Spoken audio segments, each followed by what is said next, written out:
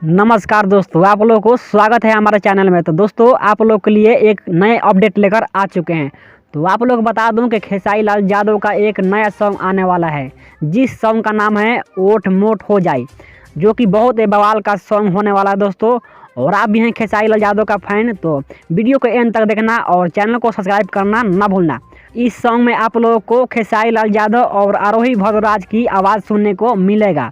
और इस सॉन्ग को लिखे हैं सुरेंद्र प्रसाद और इसका निर्देशन किए हैं लाल बाबू पंडित और इसका संगीतकार किए हैं ओम झा और गीत इस गाना को लिखे हैं आवाज सिंह। ये सॉन्ग दोस्तों बहुत बवाल होने वाला है। दोस्तों आप लोगों को बता दूं दोस्तों कि खेसारी लाल यादव का एक मूवी आने वाला है, जिस मूवी का नाम है राजा की आएगी बारात। उसी मूवी का दोस्तों ये सॉन्ग खेसारी लाल यादव रिलीज कर रहे हैं। तो आप लोग को इस वीडियो में आगे बताऊंगा कि ये गाना कब रिलीज होगा।